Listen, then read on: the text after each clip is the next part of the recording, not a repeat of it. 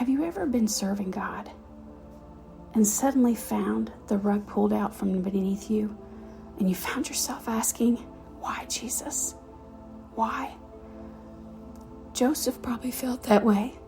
Joseph, the earthly father of Jesus, he was given 2 tasks: take Mary as his wife and raise this young Jesus, the one who would take away the sins of the world. But then he suddenly found himself with a 3rd task, as Herod had sent men out to take the life of Jesus. His 3rd task would be protect the one who would save the people from their sins. And for 2 years in Egypt, Joseph did that task. They moved over 20 times, being pursued by Herod's men. I'm sure that Joseph never slept. He was constantly on high alert, always ready to leave in an instant, always having a backup plan of where he would go and what they must do to protect the one who would save the people from their sin. And finally, they received word that Herod had died and they could return home. When they returned home, life seemed to settle into normal. He began to raise Jesus, teaching him his trade. He was the first to put the woodworking tool in Jesus' hand. And he comforted Jesus as he picked up a hammer much too big for him and smashed his little finger. He raised Jesus as his son, and life seemed normal. And then suddenly, at age 12, they did what they normally did every year, and they took a trip to the temple. And on this trip, suddenly Jesus was gone. And I can imagine that Joseph became very afraid. He probably thought, did I let my guard down? Who has taken Jesus? What has happened to him? Every worst fear suddenly went through his mind. And when they found Jesus in the temple, they asked what we all have asked.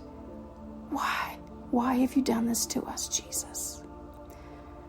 But the answer must have cut Joseph like a knife when Jesus said, did you not know I would be about my Father's business?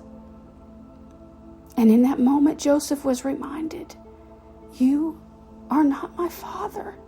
God is my Father. And woodworking is not my business. Carpentry is not why I came into this world. My Father's business is this business, the kingdom business. He had forgotten that this little boy he loved had come to save the people from their sins. Have you ever been there? And then we have to be reminded when we get too comfortable that it's all about the Father's business. But he will never ask what we cannot bear. Joseph died before Jesus ever began his ministry. What a gift that was to Joseph. What a blessing, because could Joseph have ever handled watching his son be crucified, be beaten, to watch everything he had tried to protect Jesus from now suddenly come to pass? God knew exactly how much Joseph could bear, and he did not put more on him than he could. So know this, no matter how painful, no matter how hard, the Father's business is worth it. And he will never ask more than we can bear with him. And he will reward us far more than we ever deserve.